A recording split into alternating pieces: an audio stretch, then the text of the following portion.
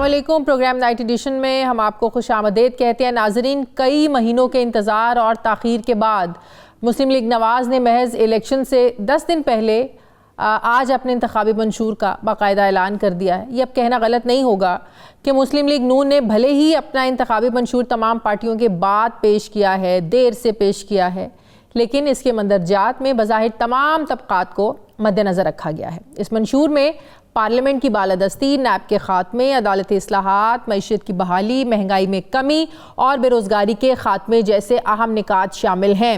मुस्लिम league के मंशूर में जो सबसे अहम नुक्ता मेरी नज़र में वो ये, इनमें सर फहरिस्त नैब का खात्मा, अदालती इस्लाहात शामिल हैं। इस पे मुस्लिम लीग नून ने बड़ा फोकस किया है। वो इसलिए कि एक तरफ आम पाकिस्तानी साल हर साल इंसाफ के लिए दरबदर की ठोकरें खाता है, तो दूसरी तरफ नैब महज सियासी इस्तेहसाल का एक टूल बनकर रह गया है। अगर आप तहरीक इंसाफ का 3.5 साल का दौरे हुकूमत देखें तो नैब को ज़्यादातर पॉलिटिकल विक्टिमाइजेशन के लिए इस्तेमाल किया गया और फिर इमरान खान खुद भी नैब के शिकंजे में आ गए। लेकिन सवाल ये है कि क्या मुस्लिम लीग के ये दोनों काम जो है, मुस्लिम लीग जो ये है ये कर पाएगी? मंशूर में शामिल बाकी अहम निकात में आइन के आर्टिकल 62 और 63 की असल हालत में बहाली, ये वही आइन की शिक है जो सादिक और अमीन होने के बारे में है। इस पर बात की गई है कि हम इसको असल हालत में जो है वो पेश करेंगे। लीगी मंशूर में अगले 5 सालों के दौरान 1 करोड़ नौकरियां देने का वादा है। याद रहे कि ऐसा ही वादा PTI ने भी किया था जो पूरा नहीं हुआ, लेकिन इरफान सिद्दीकी साहब ने आज जब वो ये मंशूर पेश कर रहे थे तो उन्होंने ख़ास तौर पर ये मेंशन किया कि मियाँ नवाज शरीफ की मंशूर बनाते हुए ये हिदायत थी कि कोई ऐसी शिक नहीं होनी चाहिए जो पूरी ना कर सके, लिहाजा ये रिकॉर्ड पर रहे।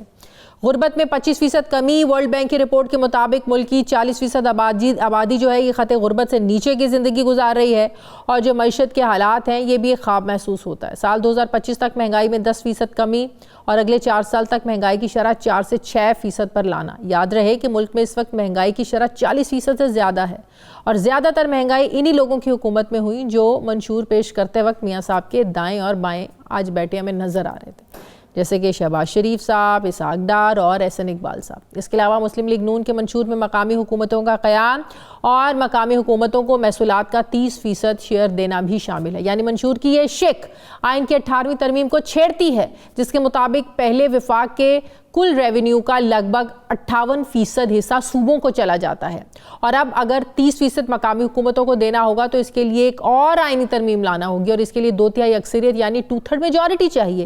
ये वही तरमीम है जिस पर पाकिस्तान पीपल्स पार्टी और ANP शदीद इसकी मुखालिफत कर रहे हैं कि 18वीं तरमीम को छेड़ना सूबों के इख्तियारात को कम करने जैसा होगा। क्या इस शिक पर जो है पार्टियां मुत्तफिक हो पाएंगी?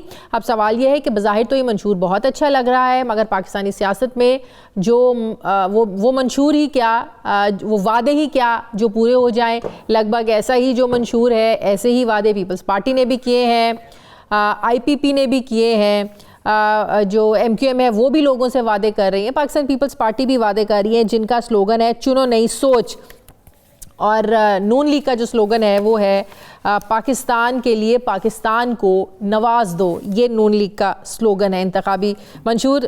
तो अब देखना यह है कि पाकिस्तानी सियासत में जो मंशूर है वो अब की बार भी पूरा हो पाएगा या नहीं। नाजरीन, वैसे तो इकबाल का जो शहर है, सियालकोट की पहचान स्पोर्ट्स गुड्स की एक्सपोर्ट है, लेकिन आजकल ये शहर खबरों में है कौमी असम्बली के हल्का 71 की सियासत को लेकर, जहां पाकिस्तान के बड़े मुकाबलों में से एक सख्त और कांटे के मुकाबले की तवक्को है, क्योंकि इस सीट पर एक तरफ मुस्लिम लीग नून के ख्वाजा आसिफ हैं जो ज़ाहिर एक सीजन पॉलिटिशियन हैं, तो दूसरी तरफ उनके मद्दे मुकाबिल तहरीक इंसाफ की हिमायत याफ्ता आज़ाद उम्मीदवार रेहाना इम्तियाज़ डार साहिबा हैं। रेहाना डार साहिबा PTI के साबिक रहनुमा उस्मान डार की वालिदा हैं। 9 मई वाक़यात के बाद उस्मान डार पहले गायब हुए, फिर उनके घर पुलिस छापों को सोशल मीडिया पर बहुत ज़्यादा हमने फुटेजेस देखी। रेड के दौरान घर को तोड़ने की फुटेजेस भी बड़ी वायरल हुई थी, तोड़फोड़ की फुटेजेस वायरल हुई थी।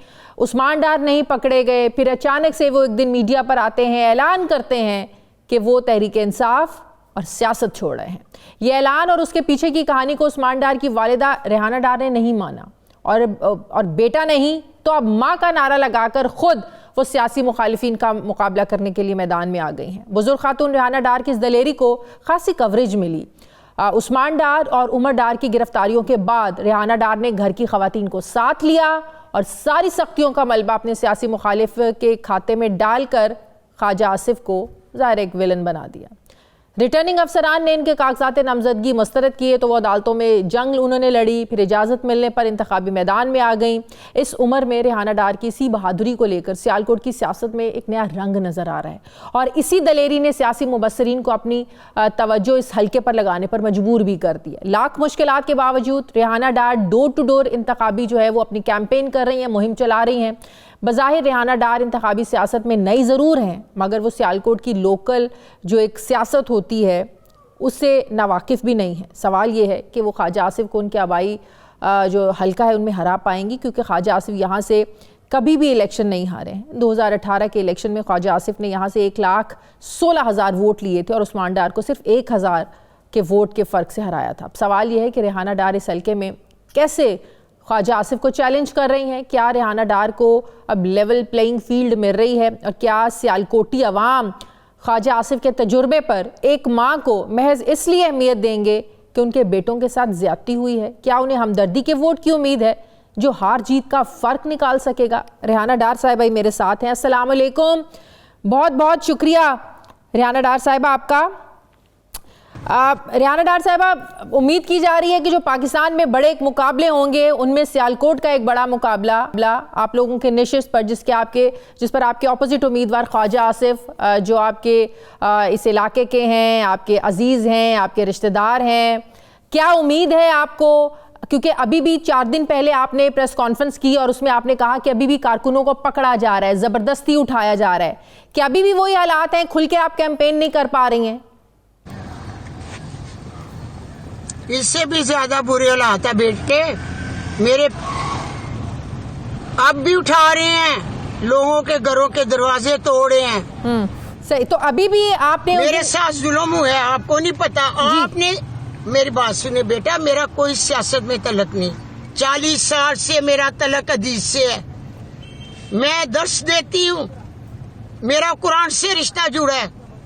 मैं गैरत खा गई, मैं औरत थी। नबी पाक सल्लल्लाहु अलैहि वसल्लम ने माँ के पाँव में जन्नत रखी, अवलीन दर्जा दिया। मैंने उस किताब को 1000 बार पढ़ा, तर्जुमा पढ़ा, तफसीर पढ़ी, आज भी उसी रास्ते पर हूँ। इस जुल्म के खिलाफ खड़ी हुई कि माँ के मुकद्दस रिश्ते की तौहीन न की जाए। इलेक्शन लड़े, बाढ़ लड़े, जो भी करें, घर की 4 दीवारी फैलाकर, दरवाजे तोड़कर, किसी मुकद्दस रिश्ते माँ, बिल्कुल माँ को पाँव में जन्नत थी, शीशे मारे गए, मेरी चादर उतारी गई, मेरे बाल खींचे गए, जमीन पर घसीटा गया। उमर डार की बीवी को डंडे मार मार के नील पड़ गए। मैं जुल्म के खिलाफ डटी हूँ। हमारे नबी पाक सल्लल्लाहु अलैहि वसल्लम जुल्म के खिलाफ खड़े हुए थे। ये कुतुबे सुबानी है दिन सिरातल मुस्तकीम, सीधा रास्ता उन्होंने अपनी कौम के लिए उतारा था। मैं डट गई हूँ, मेरा सियासत में कोई तलक नहीं। मेरा जिहाद है अपने उस कुरान पर, जिस ईमान पर खड़ी हूँ, जिसने मुझे बहादुरी दी, मगर गैरतमंद अवाम शहर सियालकोट की। बिल्कुल आप ठीक कह रही हैं। सबकी माएँ हैं, किसी की माँ, शहर सियालकोट के लाखों मेरे बेटे। सही, किसी की माँ, बहन, बेटी, बेटे, किसी के साथ ज्यादती नहीं होनी चाहिए, जुल्म नहीं किसी पर होना चाहिए, बिल्कुल इंसाफ, माशरे में इंसाफ होना चाहिए। लेकिन आप सियासत की बात जो कर रही हैं कि सियासत से आपका कोई दूर दूर तक ताल्लुक नहीं है, लेकिन अब इलेक्शंस होने जा रहे हैं। सियासत की जो डायनेमिक्स होती हैं ये बड़ी मुख्तलिफ होती हैं। जो वोटिंग का दिन होता है ये बड़ा मुख्तलिफ होता है। उस दिन पता चलता है कि आप वोटर को घर से निकालने में कितना कामयाब हुए हैं या नहीं हुए हैं। तो जो आपने अवाम से वोट लेना है वो किस बेस पर लेना है? जाहिर है, मेरी बात सुने। इंशाअल्लाह मेरे इमरान खान के टैगर हैं, शहर सियालकोट की अवाम इमरान खान के टैगर हैं। ये इमरान खान के साथ खड़े हैं। इंशाअल्लाह ताला शहर सियालकोट की गैरतमंद मेरे बेटे, मेरी बेटियां, मेरी माँ और बहनें बताएगी कि जीत इमरान खान की होगी। साफ और शफाफ इलेक्शन हो, साफ और शफाफ इलेक्शन हुए तो 100% जीत माँ की और सीट इमरान खान की है। साफ और शफाफ इलेक्शन। आप जब हल्के में जाती हैं तो आप आवाम को क्या कहती हैं कि अगर आप जीतेंगी तो आप आवाम के लिए क्या करेंगी? जाहिर है जब कोई नुमाइंदा अपने हल्के में जाता है वो कहता है कि मैं ये तरक्याती काम कराऊंगा, मैं इस हल्के की शक्ल बदल दूंगा, ये कर दूंगा। आप आवाम को बताती हैं या आवाम आपको ये बताते हैं कि इस हल्के के बुनियादी मसाइल क्या हैं? अगर मैं आपसे ये पूछूं कि जिस हल्के से आप ख्वाजा आसिफ के मुकाबले इलेक्शन लड़ रही हैं उस हल्के का बुनियादी मसला क्या है, क्या आप आवाम के इस हल्के के आवाम के लिए करना चाहती हैं, या आपका सिर्फ एक ही मकसद है ख्वाजा आसिफ से जान छूट जाए? की जरूरत नहीं पड़ी।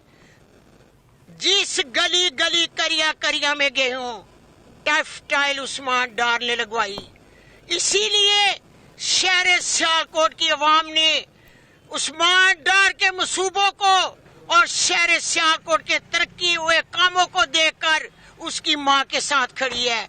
उस्मान डार ने 2 फ्लाईओवर बनाए, मेरे बेटे के करियर और तमक्के करते अरबों रुपए के मंसूबे जिस पर आज वाम खड़ी है मेरे साथ, उसने काम करवाए हैं। स्टेडियम पर लाखों ईंटें लगी, माँ ने सच बोला है, वो सच आप आवाम को जाके बता रही हैं, इसलिए मेरे साथ खड़ी है। आपको पता है पीटीआई के जो हिमायत याफ्ता लोग हैं वो इस बात पर कंफ्यूज हैं कि लोगों को पता ही नहीं है, 70% लोगों को 75% पता ही नहीं है कि उनका इंतखाबी निशान क्या है। आप इस प्रोग्राम के ज़रिए आप भी अपना इंतखाबी निशान अपने लोगों के साथ शेयर कर सकती हैं। और क्या लोग आपके हल्के में अभी तक कंफ्यूज हैं जिनको नहीं पता हो कि अगर उन्होंने तहरीक इंसाफ के हिमायत याफ्ता उम्मीदवार को वोट देना है तो उसका इंतखाबी निशान क्या है? मेरा बेटे इंतखाबी निशान बेबी कार्ड है और दूसरा PP 46 में उमर डार की वाइफ का निशान नारियल है और काशिफ का निशान घड़ी है। मैं बताऊं, मेरे शहर सियालकोट के लोग मेरे साथ खड़े हैं। उस्मान डार ने अरबों रुपए की लागत से शहर सियालकोट में काम किया हुआ है।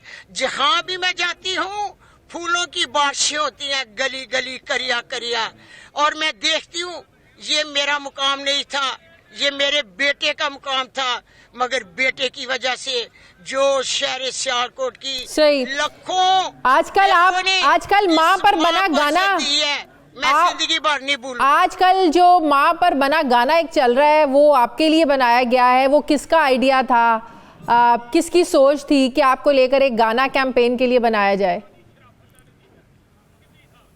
बेटे मेरे पास तो गाने भी बने, बाहर से ऑफरें आ रही हैं मुझे कि आप पूरे पाकिस्तान की माँ हैं, आप पर एक किताब लिखी जाएगी, आपकी बहादुरी और जुर्रत को सलाम पेश करते हैं। जो पैगामात मुझे मिल रही हैं मैं कैसे शेयर करूं कि मुझे कितनी इज्जत मिल रही है। मैं माँ शहर सियालकोट दी नहीं पूरे पाकिस्तान दिया। मैं अपने कुरान ना डटी हैं और कुरान ने मनु डर कीता है। इंशाअल्लाह ए दिन सिरातल मुस्तकीम पढ़िया सी, मैं हमेशा आवाम नू सीधा रास्ता दिखाया है। मैं राह रास्ता नहीं सी मगर मैं अपने जुल्म के खिलाफ डटी। अगर आप ये सीट जीत जाती हैं तो सियालकोट के आवाम के लिए, अपने हल्के के आवाम के लिए पहला काम क्या करेंगी आप? जब ख्वाजा आसिफ को शिकस्त होगी तो ये शहर सियालकोट लामा इकबाल का है, मैं भी शहर सियालकोट की हूँ। सबको पता चल जाएगा कि शहर सियालकोट कैसे जगमगाता है। ना बिजली है ना गैस है। गरीब आवाम से पूछो और मीडिया से मेरा सर्वे देखो जी, पता चल जाएगा। तमाम लोगों ने मेरा सर्वे किया और सर्वे करके सारे सहाफी मेरे पास आए और उन्होंने बताया कि आप जीत रही हैं माँ, आप जीत रही हैं। अच्छा, सर्वे कह रहे हैं कि माँ आप जीत रही हैं। सही है। तो अब आपकी जो ये सियासत है क्या सियालकोट? जी मैं जरूर आऊंगी, दावत देती हूँ, मैं जरूर आऊंगी। बेटी सर्वे करें आके शहर सियालकोट के वाम की सही पता चल, मैं जरूर आऊंगी प्रोग्राम वहां पर करने के लिए। मुझे ये बताएं कि अब आपके जो खानदान की सियासत है, खानदान की औरतें आगे लेकर चलेंगी, खवातीन सियासत करेंगी अब आगे चल के? बेटे जब मैं सीट जीतूंगी मैं कबल वक्त फैसला नहीं करना चाहती। मैं इमरान खान के साथ हूँ। पीटीआई की जीत होगी, मैं पीटीआई के साथ रहूंगी। इंशाल्लाह ताला आगे भी जो प्रोग्राम होगा इंशाल्लाह ताला मैं लेके जाऊंगी। तो जब आप टीवी पर दम तक जब आप बार बार ये नारे लगाती के हैं, साथ हूँ, इमरान खान के साथ, जब आप बार बार ये नारे लगाती हैं मैं इमरान खान के साथ हूँ, मैं इमरान खान की आखिरी दम तक हिमायत करूंगी, क्या कोई प्रेशर तब भी आता है आप पर? क्या आप इमरान खान का नाम लेना छोड़ दें? मेरे पास, मेरी बात सुने बेटे, जो कोई प्रेशर अभी तक तो मुझे नहीं आया। अच्छा, मगर मैंने कहा कि 40 साल जिस कुरान से मैं डटी हुई जन्नत की एफर्ट कर रही हूँ, उसी की अताअत कर रही हूँ, उसी के मुताबिक चल रही हूँ। 2 रास्ते हैं, एक जहन्नम का और जहन्नम का। मैं जन्नत के रास्ते पर हूँ। मेरे कुरान के किसी तर्जुमे में, किसी तस्वीर में एक लफ्ज नहीं लिखा कि किसी को टॉर्चर करके किसी को अपनी मनमनी की बात बनवाए। अगर होता तो शायद मैं मान जाऊं, लिखा ही नहीं तो मैं कैसे मानूं? मैं तो कुरान के साथ डटी हुई। सही। तो जब आप हल्के में जाती हैं, अवाम की क्या सोच आप देखती हैं? जिस तरीके से उस्मान डार ने सियासत छोड़ी, उमर डार अभी तक घर नहीं पहुंचे हैं, तो अब आप उनकी जगह सियासत में आ गई हैं। हल्के के अवाम की सोच क्या है इस सब को लेकर, और क्या आपको वाकई यकीन है कि लोग आपके साथ हैं? बेटा मेरी बात सुनो, जो मेरे बेटे ने बयान दिया था, सियासत जब उसने बयान दिया था तो मैंने उसी वक्त कहा था मैं अपने बेटे के बयान पर यकीन नहीं करती, इत्तेफाक नहीं करती। और वो जो बयान उसने दिया लोगों ने देखा। मैं उस वक्त भी मैंने कहा था कि मैं इमरान खान के साथ खड़ी हूँ, इमरान खान के साथ। आज नहीं, मेरी हर वीडियो, हर पैगाम मैंने शेयर किया जो मुझ पर जुल्म भी हुए। मैं पूछती हूँ, हाज आसफ कहता है कि मैं नहीं करवाता, तो मैं पूछती हूँ कि जब मैंने पेपर जमा करवाने जाने थे तो उस दिन रात पुलिस मेरे घर क्या करने आई थी? सही। मेरे गिरेबान में हाथ डाला गया, मेरी कमीज फट गई। क्या करने आई थी? किसका मकसद था हासिल करने का? और जिस दिन मेरे घर के इर्द गिर्द छतों पे बैरियर लगा दिए गए, क्या मैं दहशतगर्द थी? हाज आसफ कहते हैं मेरी अजीज है। मैं पूछती हूँ क्या किरदार अदा किया आपने? आप मुझे इंसाफ दिलवाते तो कसम महसूस खुदा की कि आज मैं अपने जुल्म के खिलाफ खड़ी ना होती। बस मेरा यही पैगाम है आवाम के लिए भी और आपके लिए। बहुत शुक्रिया रेहाना डार साहिबा, मेरे से बहुत शुक्रिया आपका। मुझे ब्रेक लेनी है नाज़रीन, वापस आते हैं वक्फे के बाद।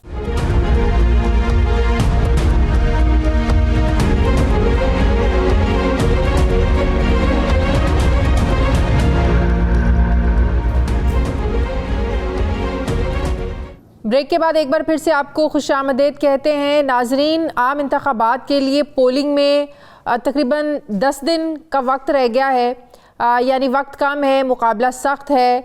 ऐसे में ग्रैंड डेमोक्रेटिक अलायंस GDA ये भरपूर इनकी कोशिश है कि वो किसी तरह सिंध में पाकिस्तान पीपल्स पार्टी का मुतबादिल बन जाएं।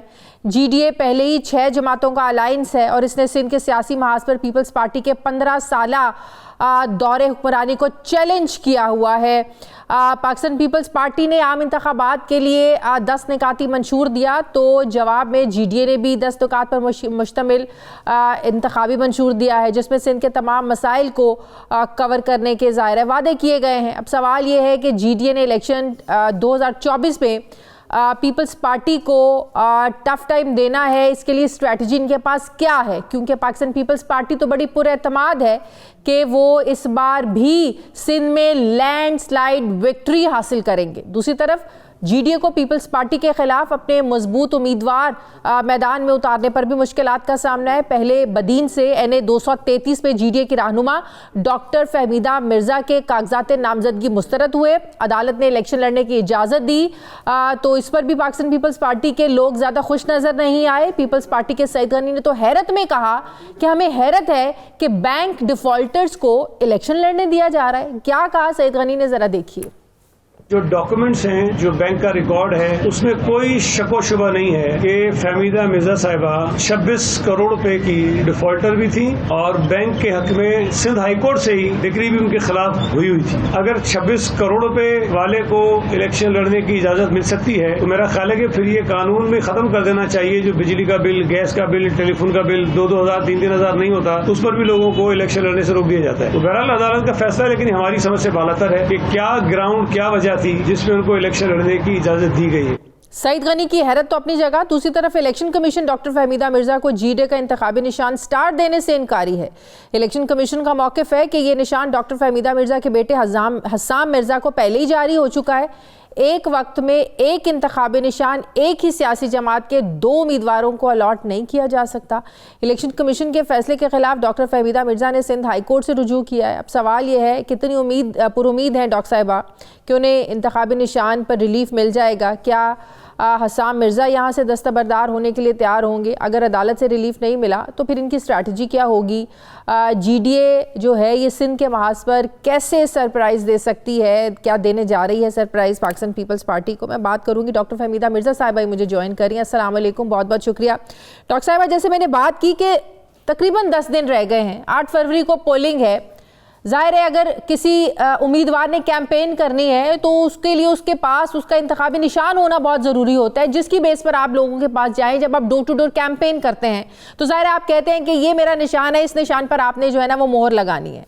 आपको तो भी इंतखाबी निशान ही नहीं मिला, तो आपको तो मसाइल का सामना है अपनी कैंपेन चलाने में। जी शुक्रिया शाजिया, और मुझे भी जरा लंबा टाइम दीजिएगा ताकि मैं ये सारी चीजें, जितने सवाल आपने रखे हैं अपने इंट्रो में, मैं इसके जवाब दे सकूं। आपने कहा पीपल्स पार्टी को कि हम कैसे चले। देखिए, पीपल्स पार्टी के लिए वो हमारे लिए चैलेंज नहीं है। हमारे लिए चैलेंज बनते हैं जब इदारे और इलेक्शन कमीशन को जब हमने ये कहा था कि आरओ और डीआरओ आप सिंध की ब्यूरोक्रेसी से नहीं लें। ये बहुत बड़ा एक नाइंसाफी हमारे साथ हुई है, और आप ये पूरे सिंध के साथ ये पूरी बहुत बड़ी नाइंसाफी है। और ये मैं समझती हूँ आर्टिकल 218 का सब क्लॉज 3 की वायोलेशन है, जिसमें फेयर एंड फ्री। ये फ्री कहाँ से हुआ? क्या अगर पहले ये आरओ कैमरा रिजेक्ट करेंगे, और स्टेट बैंक कह रही है कि ये जी, और खुद बैंक कह रही है, खुद ये सईद गनी ने अपने प्रेस कॉन्फ्रेंस में बोला है कि ये तो बैंक उनके कंपनी का डिफॉल्ट है। और वो कंपनी, इनसे जरा पूछेगा, इनको ये पता है कि उस कंपनी में लोन लिए किसने थे असल में। लेकिन दूसरी बात ये है कि मैं तो माइनर शेयर होल्डर हूँ, और मेरा मुंह क्यों खुलवाते हैं ये। बाकी रही बात, मैं अपना मुंह बंद करके मैं उस लेवल पे नहीं आऊंगी। लेकिन जहां तक बात है कि जहां जो कंपनी जिसमें मेरी माइनर शेयर होल्डिंग थी, उसमें हाई कोर्ट ने मेरे फेवर में कहा, लेकिन मेरा जो टाइम जाया किया जा रहा है, आप उससे इनके खौफ का अंदाजा कीजिए। तो आपका जानबूझकर एक स्ट्रैटेजी के तहत अपने साथ ऑफिसर्स को मिला के आपका ये क्लेम है कि जानबूझकर आपको तंग किया जा रहा है? Of course, everybody knows, record का हिस्सा है।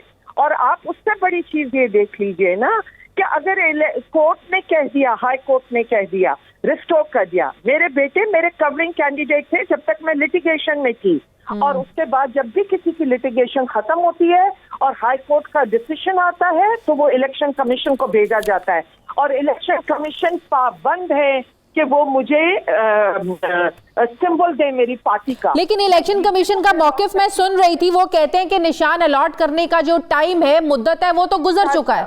नहीं, कोई ऐसा टाइम तो फिर लिटिगेशन में मुझे क्यों लेके गए? क्यों गलत इनके इलेक्शन कमीशन के आरओ ने गलत फैसला दिया, तो सिंध हाई कोर्ट ने रिजेक्ट कर दिया। सिंध हाई कोर्ट से ऊपर नहीं है ये। और दूसरी चीज ये है, तो वो मेरा टाइम इन्होंने जाया किया। यहाँ के अवाम का मैंडेट ये चुराना चाहते हैं, और किसी इलेक्शन कमीशन नहीं डिसाइड करता कि आप कौन सी पार्टी से लड़ें।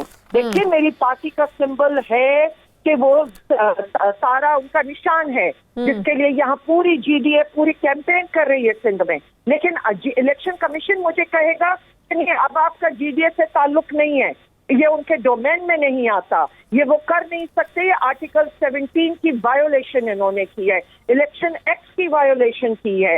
क्या ये act and law and constitution से ऊपर नहीं हो सकते? देखिए, मुझे कोर्टों में पूरी उम्मीद है।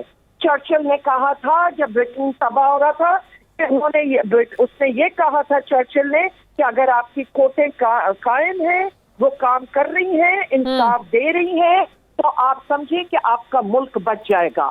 और इसीलिए मैं ये कहती हूँ, आज जो chaos है पाकिस्तान में, आज बदअमनी है, कोर्टों ने अपना रोल। एक और चीज जरा क्लियर कीजिए, जब chief justice Sindh high court ने, पूरी उम्मीद है आपकी एप्लीकेशन पर जब हेयरिंग हो रही थी, तो उस दौरान चीफ जस्टिस ने कहा कि निशान तो बहुत से उम्मीदवारों को नहीं मिले, हम क्या कर सकते हैं, हमारा काम था पिटीशन सुनना, वो हमने सुनी। अब निशान से मुतालिक जो दरखास्त की समाअत का दायरा इख्तियार है वो हैदराबाद सर्किट बेंच का है।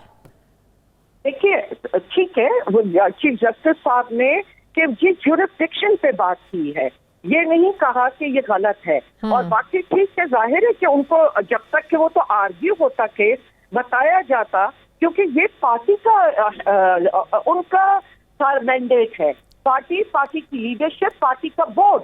अब मुझे बताइए कि क्या, मैं सुन रही थी कुछ दिन पहले कि लाहौर में एक कैंडिडेट पे बिलावल कह रहे थे कि हमने पीपल्स पार्टी ने इनको टिकट दिया और हमें क्यों नहीं सिंबल मिला।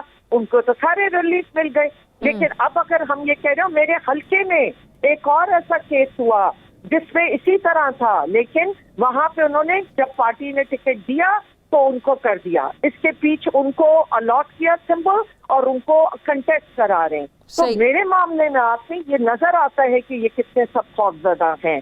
तो अगर अब ये आपका मामला 10-8 तारीख तक जाहिर है इसी तरह लिंगर ऑन होता है, बकौल आपको सियासी इंतकामी कार्रवाई इसको कह सकते हैं, अगर इसी तरह मामला चलते हैं तो फिर आपका बेटा जाहिर है जो कवरिंग कैंडिडेट है वो आपकी जगह लेगा। फिर देखिए, ये सियासी इंतकाम नहीं है, ये सियासी इंतकाम एक शख्स से होता है, अवाम से नहीं होता।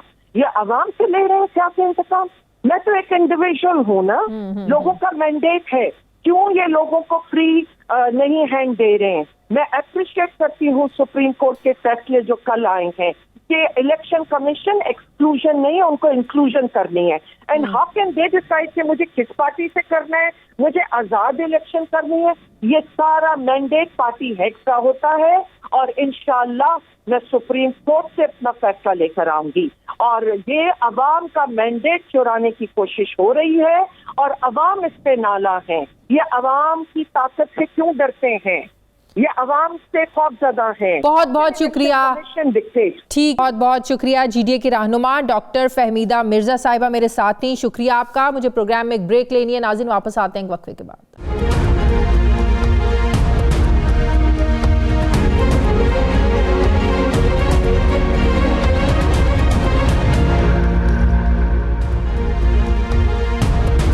ब्रेक के बाद एक बार फिर से आपको खुशामदीद कहते हैं। नाजरीन, आज मुस्लिम लीग नवाज का मंशूर आने के बाद इलेक्शन में हिस्सा लेने वाली लगभग सारी सियासी पार्टियों ने इक़्तिदार में आकर क्या करना है अब ये वाज़े हो गया है। किसी पार्टी ने महंगाई में कमी तो किसी ने बेरोज़गारी के खात्मे का नारा लगाया। पीपल्स पार्टी और IPP ने तो IMF के कड़ी शराइत की भी परवाह नहीं की और 300 यूनिट्स तक बिजली के मुफ्त देने का बड़े बड़े ऐलान किए, लेकिन बाद में चेयरमैन पीपल्स पार्टी ने इसे ख्वाब से तशबीह देकर अवाम की खुशफहमी भी दूर कर दी। नाज़रीन, हकीकत यह है कि पाकिस्तान की जो लड़खड़ाती मैशियत है मुकम्मल तौर पर IMF और मालियाती इदारों के सहारे पर खड़ी है। IMF प्रोग्राम के साथ इंगेज होने से पाकिस्तान के पास बैनुल अक़वामी मालियाती इदारे की डिक्टेशन लेने के अलावा कोई ऑप्शन नहीं। लेकिन दिलचस्प बात यह है कि अवाम को रिलीफ देने के सियासी सब्ज़ बाग भी दिखाए जा रहे हैं जो यकीनी तौर पर काबिल अमल नहीं लगते। IMF की रिपोर्ट के मुताबिक पाकिस्तान को मौजूदा साल के दौरान कमोबेश 25 अरब डॉलर्स और 3 सालों के दौरान 71 अरब डॉलर्स की एक्सटर्नल फाइनेंसिंग की ज़रूरत होगी। इसी रिपोर्ट में कहा गया है कि पाकिस्तान अगले चंद सालों तक बैरूनी अदायगियों के प्रेशर में रहेगा। पाकिस्तान में महंगाई की शरह 18.5% तक रहेगी और आलमी मंडी में अशिया खुर्दनोश महंगी होने से पहले से महंगाई के मारे जो पाकिस्तानी अवाम है ये बड़े मुतासिर होंगे। सवाल ये है कि डगमगाती मईशत को लेकर आने वाली हुकूमत अवाम को कैसे रिलीफ देगी। इसी तरह रिपोर्ट में ये भी कहा गया है कि इस साल करंट अकाउंट खसारा 1.6% जबकि शरह नमू 2% के करीब रहेगी। ताहम मालियाती इदारों की जानिब से फंडिंग में ताख़ीर से पाकिस्तान की मईशत को नुकसान पहुँचने का ख़तरा भी मौजूद है। महंगाई में रिकॉर्ड तोड़ इजाफे के साथ साथ अब पाकिस्तान के मौशी मॉडल पर भी सवालात उठाए जा रहे हैं। वर्ल्ड बैंक की रिपोर्ट के मुताबिक तो पाकिस्तान का जो मौशी मॉडल है ये नाकारा हो चुका है, जिसे अब बदलने की ज़रूरत है। सवाल ये है कि क्या पाकिस्तान अपने मौशी मॉडल को रीस्ट्रक्चर कर सकता है? क्या पाकिस्तान अशराफिया की मराद ख़त्म कर पाएगा, जिस पर हर साल कमोबेश 1500 अरब रुपए खर्च किए जाते हैं? अदाद शुमार ये बताते हैं कि पिछले 1 साल के दौरान बिजली और गैस की कीमतों में इजाफे से मुल्क भर के सार्फिन पर 2400 अरब रुपए से ज़्यादा का बोझ डला, जबकि ओगरा ने गैस की कीमत में मजीद 41% इजाफे की सिफारिश की है।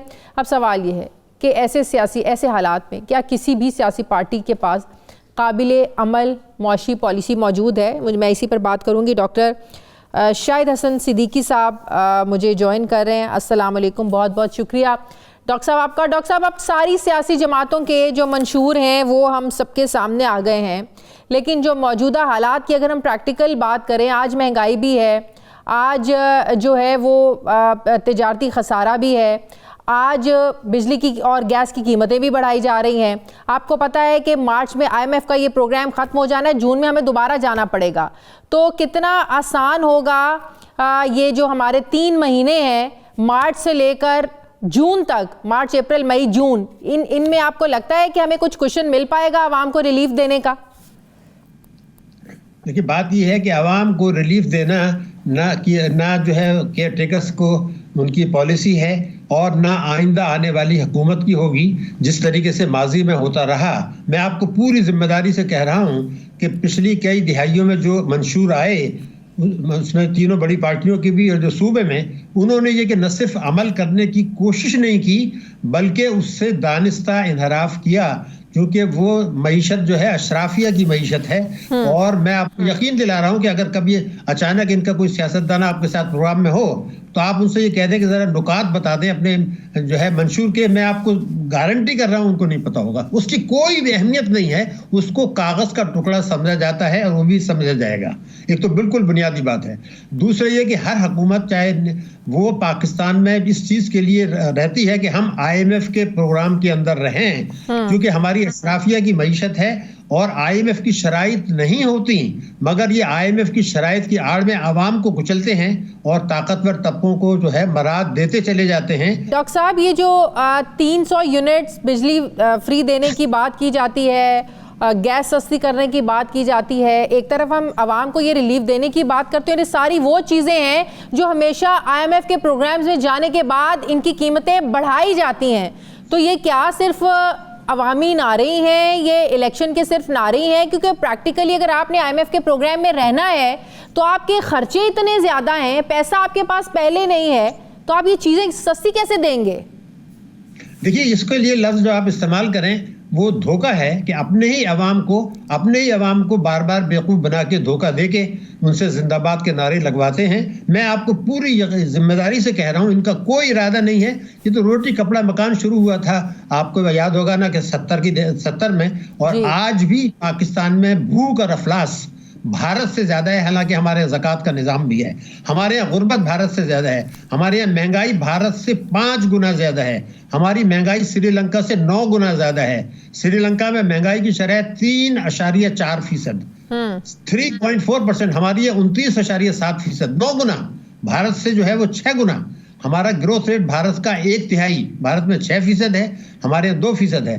भारत ने पाकिस्तानी रुपए के बराबर 13,000 अरब रुपया 13,000 अरब रुपया सब्सिडी दे रहे हैं फूड आइटम्स के लिए और खाद के लिए। हम IMF की शराइत की आड़ में आवाम पे GST लगाते हैं, पेट्रोलियम लेवी बढ़ाते हैं, बिजली गैस पेट्रोलियम का नर्ख बढ़ाते हैं और सब्सिडीज वापस लेते हैं, और तालीम का बजट कम करते हैं, और सेहत का बजट कम करते हैं, और तरक्याती अखराजात का बजट कम करते हैं। लेकिन हुकूमत को मराद देना, कौमी दौलत लूटने वालों को देना, वो तो जून में जाना नागुज़ीर है एक बार फिर से IMF के पास, आप समझते हैं?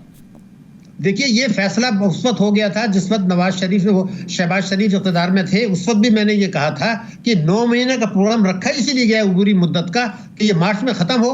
और निगरां हुकूमत ने सिर्फ ये कोशिश की कि मईशत को बेहतर बनाने की कोशिश नहीं की। उन्होंने ये कोशिश की कि पाकिस्तान को उस वक्त तक जो है वो, जबकि हम मार्च के बाद अगले प्रोग्राम में जाएं, कोई नया झटका ना लगे, लेकिन मईशत को बेहतर बनाने की कतई कोशिश नहीं की। तो वो तो लाजमन है, तय हो चुका है। लेकिन जो चीज मैं बताने वाला हूं वो ये है कि IMF से आपको नया कर्जा मिल जाएगा, आपको आलमी बैंक से भी मिल जाएगा, एशियन डेवलपमेंट बैंक से भी मिल जाएगा, दोस्तों से भी मिल जाएगा। फिर भी हम बैरूनी कर्जों की अदायगियां अपने नहीं कर सकेंगे इन तमाम कर्जों के बावजूद, और हम IMF के अमेरिका के पास जाएंगे कि जनाब आप बताइए हमें इस बहरान से निकालें। तो आने वाली जो नई इलेक्टेड हुकूमत होगी उसके लिए सबसे बड़ा जो चैलेंज होगा वो अदायगियां होंगी जिसमें अदम तवाज़न है। नहीं, उसके लिए तो बहुत से होंगे, इसलिए कि सबसे बड़ा चैलेंज तो ये है कि जब 29% महंगाई है, आपके जो है ना जो है वो, मैं आपको पूरी जिम्मेदारी से बताऊं, 26 मिलियन बच्चे स्कूल नहीं जा रहे, जो आइन की खिलाफ वर्जी है 25A की। अरे जनाब, 26 मिलियन बच्चे, जो दुनिया में सबसे बड़ी तादाद है स्कूल ना जाने वालों की, वो और इस तरीके से हम मेरे ख्याल से 2080 तक भी उनको नहीं तालीम दी जा सकेंगे। हमारे यहाँ सेहत के मसाइल हैं, हमारे 10 करोड़ आदमियों को मुनासिब ग़िज़ा नहीं मिल रही। लेकिन सबके मंशूर में ये चीजें शामिल हैं। आप IPP का देख लें, पीपल्स पार्टी का देख लें, नून लीग का देख लें, सबके मंशूर में ये चीजें से शामिल हैं। सेहत, तालीम, बेरोजगारी का खात्मा। अब आप देखें ना, आज नून लीग का जो मंशूर आया वो कह रहे हैं हम 1 करोड़ नौकरियां देंगे। 1 करोड़ नौकरियां देने के लिए जाहिर है यहाँ पर इंडस्ट्री होनी चाहिए, आपके यहाँ बहुत इन्वेस्टमेंट होनी चाहिए, आपके यहाँ सनतें होनी चाहिए। तो ये कैसे पॉसिबल हो सकेगा 1 करोड़ नौकरी देना? देखिए, मैं आपसे बता दूं कि हमें हकीकत का सामना करना पड़ेगा। मैं आपको एक बड़ी पार्टी के मंशूर के पिछले मंशूर के अल्फाज दिखा दूं। हमें इस बात का एहसास है कि पाकिस्तान की मईशत बीमार है और ये कभी भी ठीक नहीं हो सकती जब तक हर किस्म की आमदनी पर टैक्स ना लगाएं, मईशत को दस्तावेजी न बनाएं, काले धन को सफेद होने से रोकें, और इसके लिए ताकतवर तबकों की मुजाहिमत होगी और हम उनसे निमट के दिखाएंगे। उन्होंने उसको गले से लगा लिया। तीनों पार्टियों ने टैक्स चोरी करने वालों को, कौमी दौलत लूटने वालों को, उनके मंशूर में सब कुछ था, लेकिन उन्होंने सिर्फ उनको गले से लगाया और उनकी मदद से इख्तिदार को फहराए, इख्तिदार को बढ़ाया और बैरूनी कर्जों के जकड़ा और अपने इख्तिदार को तूल दिया। ये खेल आज का नहीं है। हमारे अवाम को बार बार एक ही सुराख से डसा जा रहा है, जो कि उनको भी अब समझना होगा कि ये खेल तमाशा बंद करें। बहुत बहुत शुक्रिया डॉक्टर शाहिद हसन सिद्दीकी साहब, मेरे साथ शुक्रिया। प्रोग्राम का वक्त खत्म हो गया। नाज़रीन, फीडबैक जरूर दें, अपना ख्याल रखें, मुझे इजाजत दें, अल्लाह हाफिज़।